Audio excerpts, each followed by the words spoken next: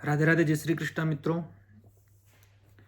इससे पूर्व एक वीडियो मैंने डाला है, लग्नेश का द्वादश भावों में फल, जीवन का संपूर्ण रहस्य। जीवन की दिशा आपका लग्नेश तय करता है, यह बात सत्य है।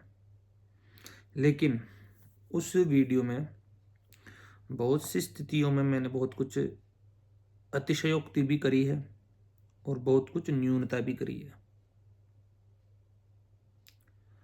ऐसा होगा ही, यह अतिशयोक्ति हो सकती है, और ऐसा नहीं होगा, यह न्यूनता हो सकती है। लेकिन ऐसी संभावनाएं व्यक्त होती है, यह होती है सूचना, और ज्योतिष सूचना है। फलानी ग्रहचारेण सूचयन्ति मनीषिणः को वक्ता तारतम्य तमैकम वैदसम विना। तो लग्नेश का द्वादश भाव में फल तो अपन ने समझ लिया, लेकिन कुछ और बातें हैं जो आपको मैं इस वीडियो के माध्यम से समझाना चाहूंगा मित्रों।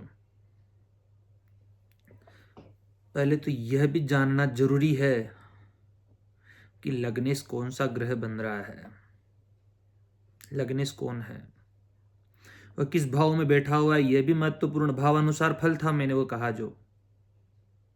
लेकिन वह मित्र राशि में बैठा हुआ है या शत्रु राशि में बैठा हुआ है, या उच्च का बैठा हुआ है या नीच राशि का बैठा हुआ है, वह भी बड़ा महत्वपूर्ण होता है। मैंने माना कि लग्नेश का दशम भाव में अच्छा बता दिया, माना कि लग्नेश का तृतीय भाव में अच्छा बता दिया, जो भी केंद्र त्रिकोणों में अच्छा बता दिया हमने। क्या पता वहां पर लग्नेश मंगल और चतुर्थ भाव में नीच राशि के बैठे हुए हो। उदाहरण बता रहा हूं मैं आपको। तो लग्नेश का नीच, उच्च, मित्र, शत्रु किसकी राशि में जाकर के बैठा हुआ है, इस लग्नेश पर किन ग्रहों की दृष्टि पड़ रही है। पाप दृष्ट तो नहीं है, पाप कर्तरी में तो नहीं है, यह भी बड़ा महत्वपूर्ण हो जाता है। षडबल में इस लग्नेश की क्या स्थिति है,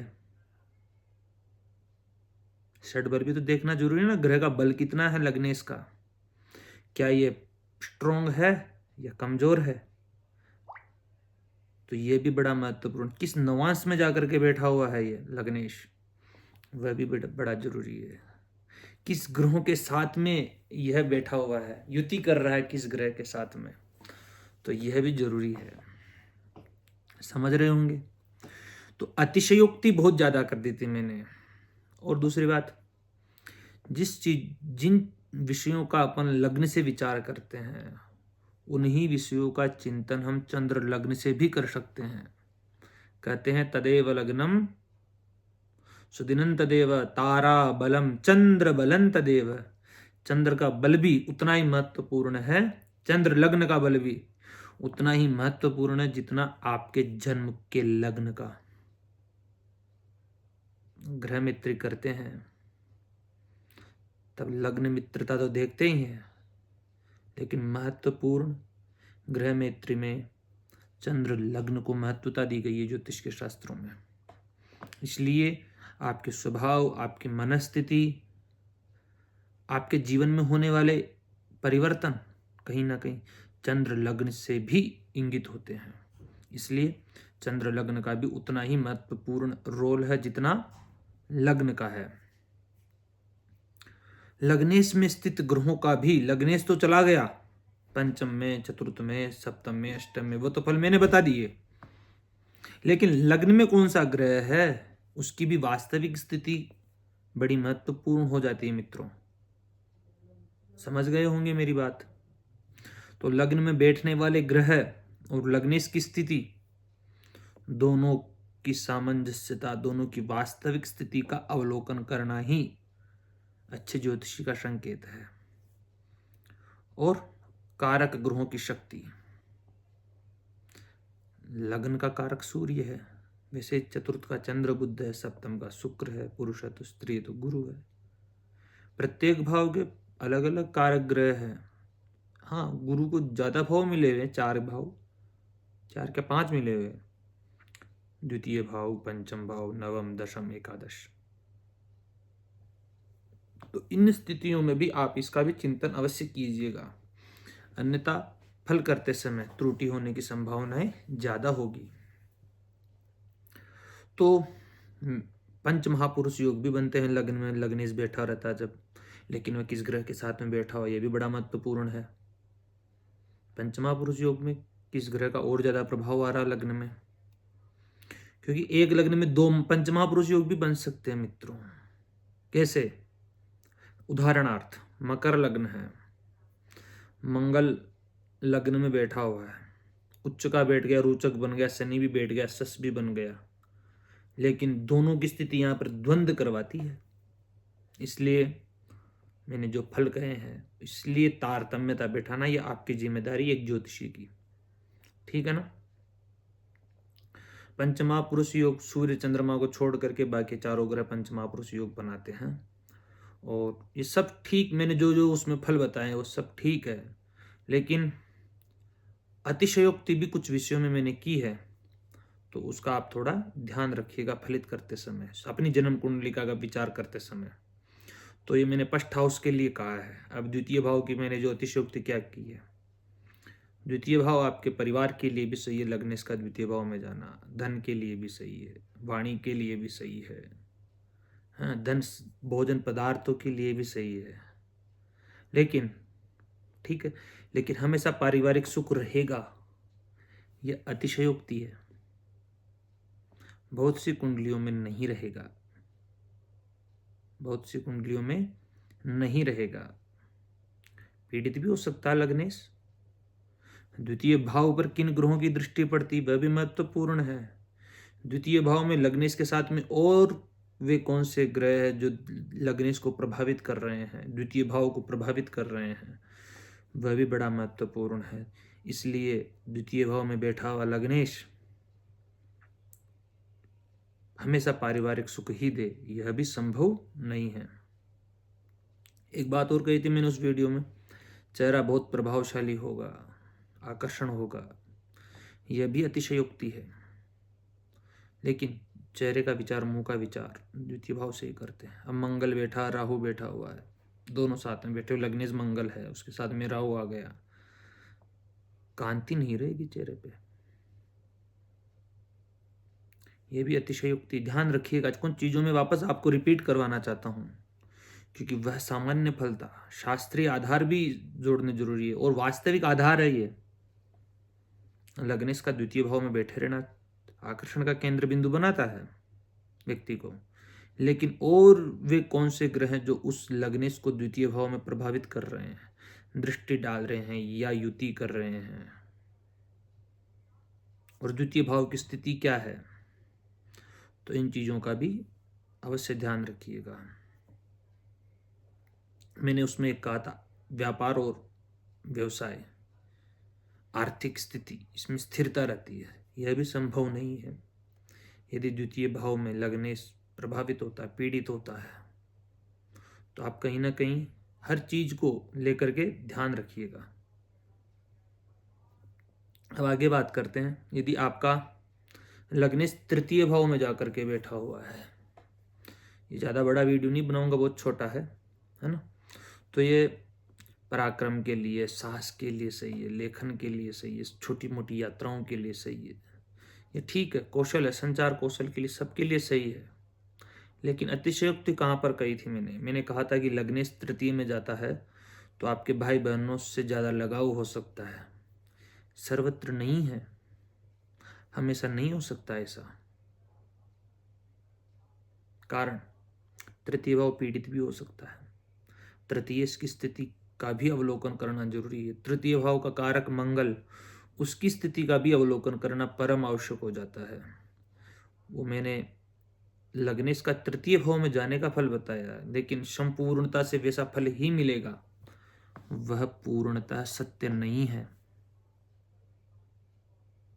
इसलिए तो ज्योतिष के शास्त्र कहते हैं, कुंडली देखते समय जज बनो, सभी ग्रह अपनी अपनी वार्ता कहते हैं, अपने अपने मन की व्यथा कहते हैं। जज यानी सभी वकील अपनी अपनी व्यथा कहते हैं, जज फिर अपने अनुसार निर्णय लेता है। ऐसे जो ग्रह सब अपने अपनी पूर्व में संचित जो कृत्य किए, जो कर्म किए हैं, जो भी है, उनको ये ग्रह व्यक्त करते हैं और उसके आधार पर एक ज्योतिषी को निर्णय करना चाहिए। समझ गए होंगे। तो ये अतिशयोक्ति है। मैंने कला, मीडिया, तकनीकी इत्यादि के लिए भी बोला था, ठीक है। लेकिन शास्त्रीय आधार जो ये आधुनिक जो युग है इसके लिए ये सही है।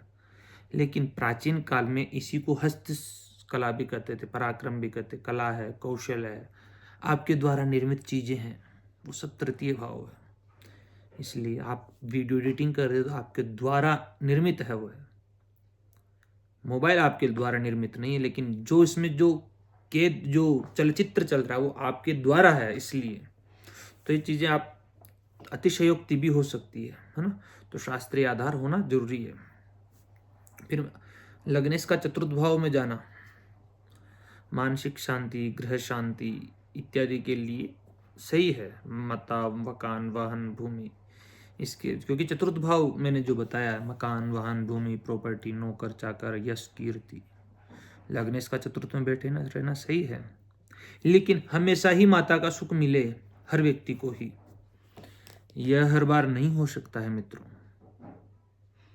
चंद्रमा की स्थिति भी देखनी पड़ेगी, बुध की स्थिति भी देखनी पड़ेगी, और चतुर्थेश की स्थिति भी देखनी पड़ेगी, और चतुर्थ भाव में बैठे हुए ग्रहों की स्थिति भी देखनी पड़ेगी।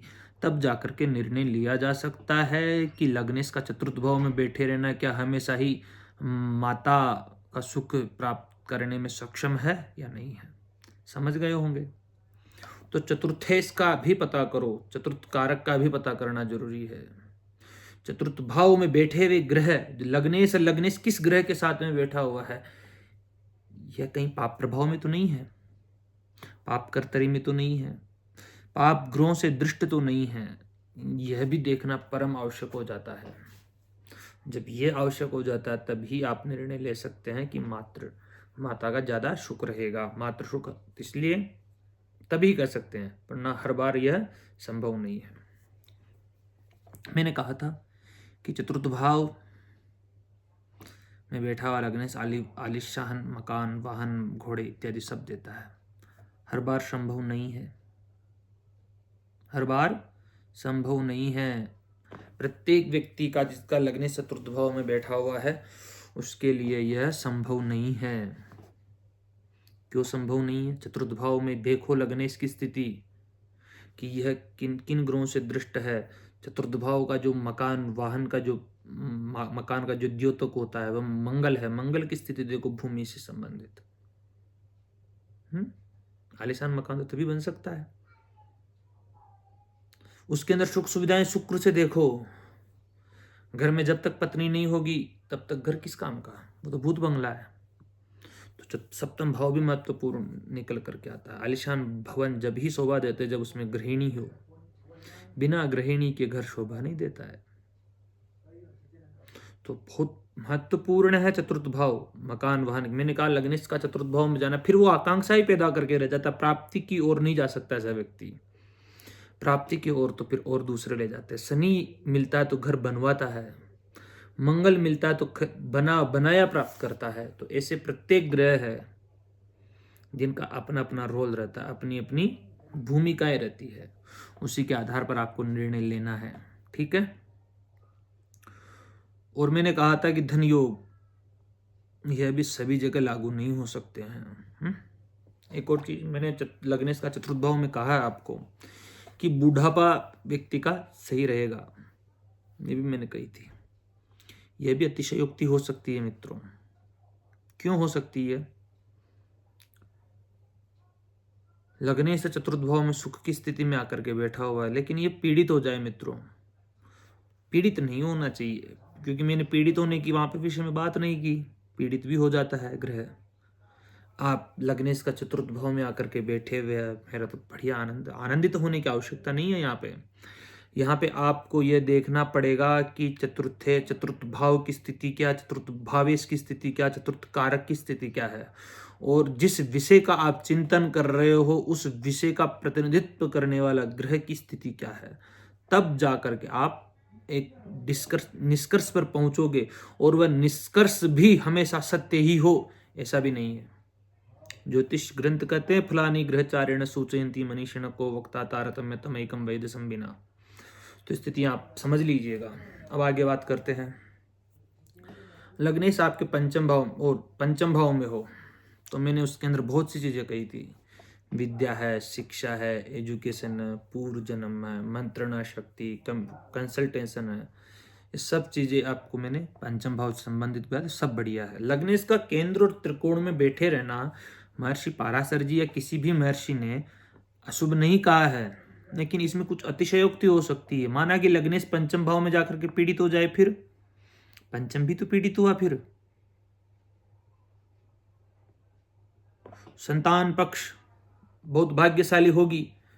लग्नेश का पंचम भाव में बैठे रहना यह हमें स्पष्टता देता है कि संतान बहुत भाग्यशाली होगी, लेकिन यह हमेशा सत्य ही हो ऐसा नहीं हो सकता है, यह बात ध्यान रखिएगा, ठीक है।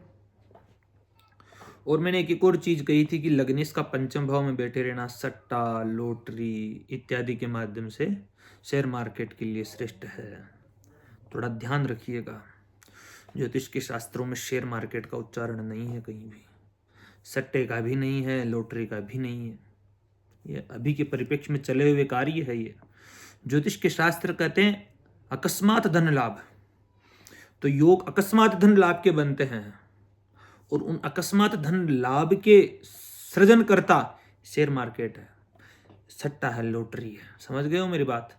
अकस्मात धन लाभ आपको कहीं पर भी हो सकता है। जो मार्ग अकस्मात धन लाभ का प्रतिनिधित्व करते हैं वे मार्ग इस संबंध में जुड़ जाएंगे, तो आप थोड़ा सा समझ लीजिएगा। तो ये मैंने चीजें कही थी। लग्नेश का पंचम भाव में अच्छा ज्योतिषी मंत्रकर्ता वर्ता बना सकता है, ऐसा भी मैंने कहा था। संभव है, मैं नहीं कह रहा हूं कि संभव नहीं है, लेकिन हर व्यक्ति के लिए ये लागू हो वह नहीं है। पंचम भाव में कौन सा लग्नेश है वह प्रतिनिधित्व करता होगा पंचम भाव में कि उसका गुणधर्म क्या है, क्या वह ज्योतिषी बनने के योग्य है या नहीं है, क्या वह मंत्र वेदाध्ययन करने की क्षमता लेकर उत्पन्न हुआ या नहीं हुआ है। लग्नेश गुरु और पंचम में बैठे तब तो मैं कह सकता हूं, लेकिन कोई और ग्रह शनि आकर के बैठे पंचम में तो मैं नहीं कहूंगा। तो स्थितियां निकल करके आ जाती है मित्रों। तो अतिशयोक्ति भी, इसलिए मैं वापस वीडियो बना रहा हूं, ताकि यदि वो वीडियो आप देख रहे हैं और आप प्रसन्न हो रहे हैं तो आपकी प्रसन्नता में पुनः विघ्न डालने का काम भी मैं कर रहा हूं। क्या करें, सत्यता पर चलना चाहिए ज्योतिष, क्योंकि उसमें बहुत सी बातें असत्य है। जब तक पूरी जन्म कुंडली आपके सामने, आपके परिप्रेक्ष्य में आपके दर्शन नहीं हो जाता, जब तक कुंडली के, तब तक निर्णय लेना एक ज्योतिषी के लिए अनुचित ही है। और उस अनुचितता का मैं आपको बोध भी करवा रहा हूं पुनः पुनः। फिर मैंने एक और कहा था, अब षष्ठ भाव की बात करते हैं। यदि आपका लग्नेश षष्ठ भाव में बैठा हुआ है, ऋण है, रोग है, शत्रु है, इनको नाश करने वाला मैंने उसमें बताया है?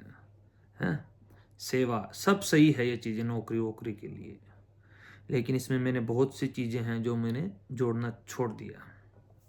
मैंने कहा था कि कोर्ट कचहरी के अंदर ऐसा व्यक्ति विजयी होगा, शत्रुओं पर विजय प्राप्त करेगा, लेकिन ऐसा लग्नेश जो षष्ठ भाव में जा रहा है और वह लग्नेश पीड़ित हो रहा है, किन्हीं पाप ग्रहों से पीड़ित हो रहा है, कोई शुभ ग्रह है जो षष्ठ भाव में जा रहा है लग्नेश, तब परेशानी उत्पन्न है मित्रों।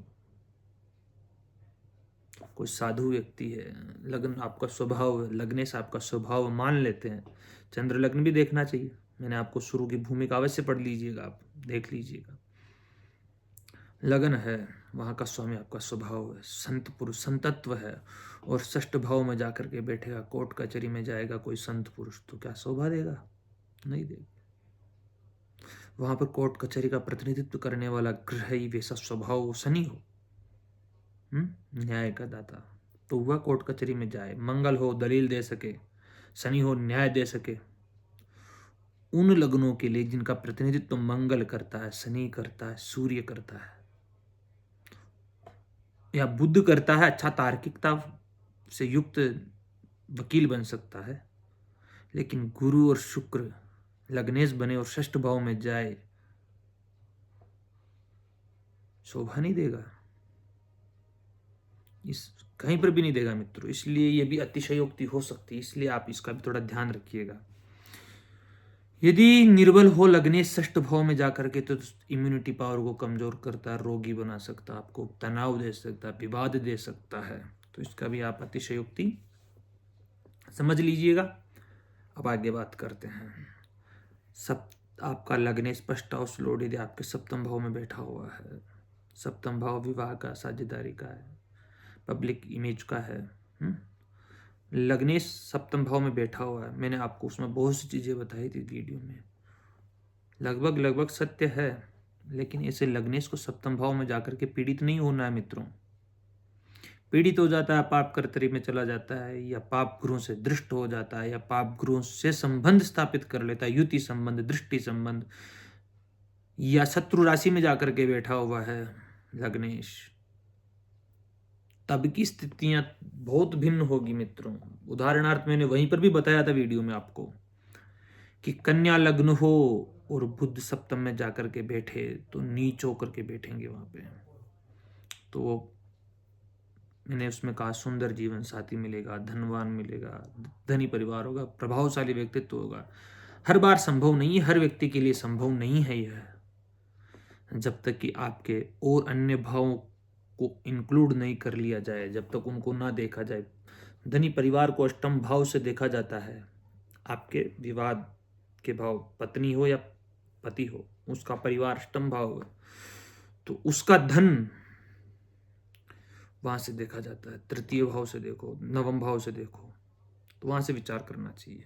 तो ये हर बार संभव नहीं है। मैंने कहा था विवाह के बाद में ऐसे व्यक्ति की उन्नति होती है, हर बार संभव नहीं है मित्रों। फिर इस आपको चेतावनी दे रहा हूं। उसमें तो मैंने आपको बहुत कुछ चीजें बताई उस वीडियो में, लेकिन यह वीडियो मैंने चेतावनी के लिए ही रखा है कि आपको चेतावनी भी दे दूं साथ साथ में।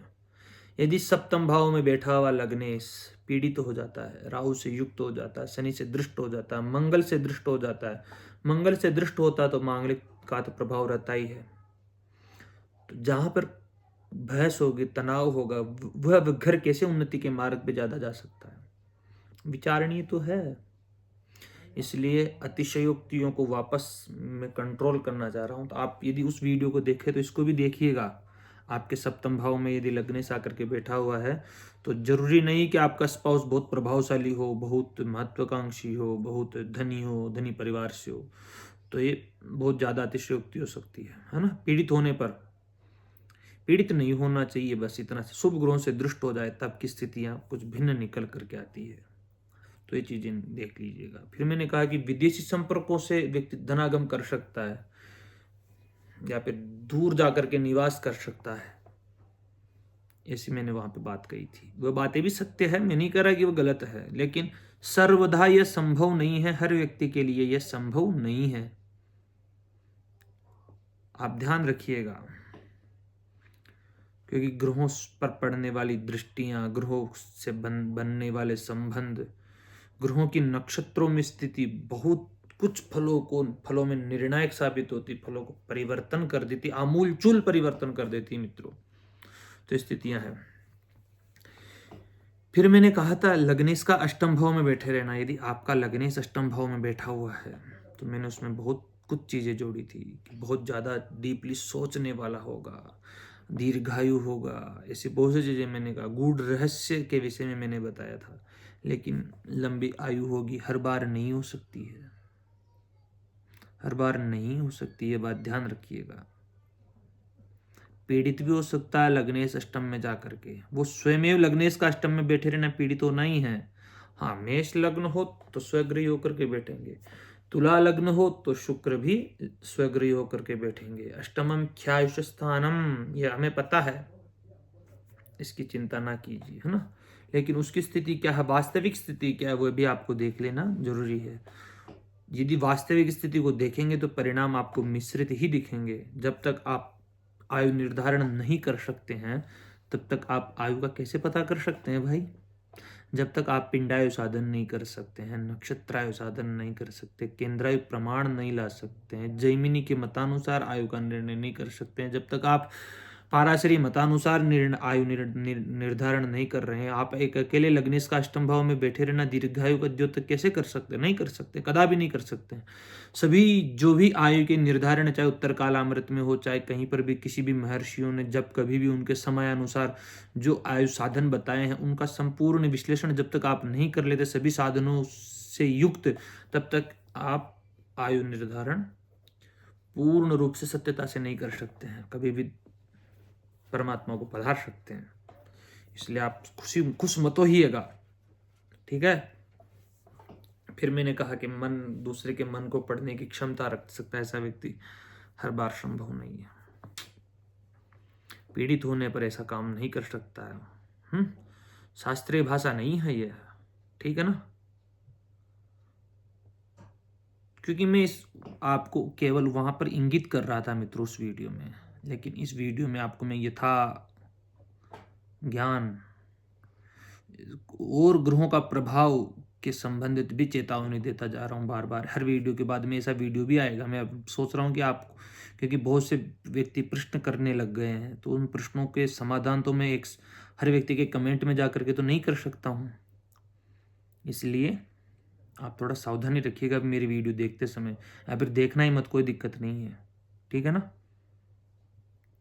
मैंने कहा कि बहुत वैज्ञानिक हो सकता है, वो शोधार्थी हो सकता है, जासूस हो सकता है, ये हो सकता है, वो हो सकता है, सब मिथ्या है, सब मिथ्या है। यदि पीड़ित हो जाता है ग्रह तो लगन की स्थिति देखना परमावश्यक है। लगन में कौन सा ग्रह बैठा हुआ, उसकी बौद्धिक तो मेमोरी कितनी है, आत्मबल कितना मजबूर है। जासूस है जिसका आत्मबल शून्य है, वह क्या जासूस बनेगा?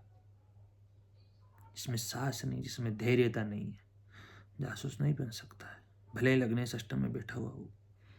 तो मैंने आपको उसमें अतिशयोक्ति कही थी, तो इसमें आपको मैंने कुछ चीज और जोड़ी है ना। हाँ, इसे आप अन्वेषक कह सकते हैं, शोधपरक व्यक्ति कर सकते हैं, शोधार्थी कह सकते हैं, तो ये चीजें सही है। फिर मैंने लग्नेश का नवम भाव में जाना, इसके भी विषय में बहुत कुछ बता दिया आपको, बहुत अतिशयोक्ति कर करके बताई है मैंने बातें। अतिशयोक्ति में बिना कुछ मांगे ही आपको सब कुछ प्राप्त हो जाएगा। लगने से दिन नवम भाव में बैठा हुआ है तो ना, कदापि नहीं, सर्वदा तो नहीं हो सकता ऐसा लगने इसका नवम भाव में बैठे रहना, कदापि नहीं। क्यों? लगनेश नवम भाव में बैठा नीच का तो नहीं होगा, ये तो मुझे पता है। कोई भी राशि, कोई भी भावेश अपने से नवम भाव में जाकर के नीच का कोई नहीं होता है, ये चीज आप ध्यान रखिएगा। एक तो, और दूसरी बात, मैंने कहा था कि पिता का सहयोग बहुत मिलेगा ऐसे व्यक्ति को, बहुत सहयोग मिलेगा, यह भी अतिशयोक्ति है। पीड़ित हो जाए, लगने इसका नवम भाव में जाकर के बैठे रहना, राहु के साथ में हो जाए, शनि से दृष्ट हो जाए, मंगल से दृष्ट हो जाए, पाप कर्तरी में चला जाए, तब परेशानियां ना, तो उन परेशानियों को कौन बताएगा? वो भी मुझे बताना पड़ेगा। इसलिए हमको नवमेश की स्थिति, सूर्य की स्थिति और नवम भाव पर पड़ने वाले ग्रहों की स्थिति को का अवलोकन करना भी परम आवश्यक है। तो ये उस चीज में मैंने अवलोकन किया था। हाँ, भाग्यशाली होगा व्यक्ति, धार्मिक होगा, गुरु भक्त होगा, पितृभक्त होगा, उच्च शिक्षा के लिए सही है, ये ठीक है, मैं ये सही बताए हैं मैंने, ठीक है। लेकिन आपको और भी ग्रहों की स्थिति को देख लेना आवश्यक है, तभी आप निर्णय कीजिएगा। एक और बात, लग्नेश का दशम भाव में बैठे रहना, मैंने वहां पर अतिशयोक्ति में कहा था कि बड़े पदों पर आसीन होगा, IAS IPS, अतिशयोक्ति है, अतिशयोक्ति है। अतिशयोक्ति इसलिए है, पीड़ित भी हो सकता है लग्नेश, सूर्य पीड़ित हो जाए, सरकार का प्रतिनिधित्व, जिन चीजों का हम विचार दशम से करते हैं उन्हीं चीजों से कहीं ना कहीं हम सूर्य से भी करते हैं, शासन, प्रशासन, व्यवस्था, राज्य, कर्म। कर्म तो मंगल को जोड़ो, शनि को जोड़ो, सूर्य को भी जोड़ लीजिए, कोई दिक्कत नहीं है। दशम भाव के 4 ग्रह कारक होते हैं वैसे, इसलिए ज्यादा वो मत लीजिए ना। तो हाँ, थोड़ा ये इसमें न्यूनता भी रखनी चाहिए, है ना। तो राजयोग जब तक जन्म पत्रिका में नहीं बने, राजयोग का मतलब समझते हैं ना आप, बड़े पदों जिसमें पंचमहापुरुष योग हो, गजकेसरी योग हो, केंद्र त्रिकोण का संबंध हो, लेकिन ऐसे केंद्र त्रिकोण का संबंध नहीं होना चाहिए जिस जो केंद्र के त्रिकोण के स्वामी होकर के अष्टमेश भी हो, लाभेश भी हो, षष्ठेश भी हो, तो कहीं ना कहीं राजयोग जो निर्मित करेंगे उनमें क्षीणता भी उत्पन्न कर देते हैं।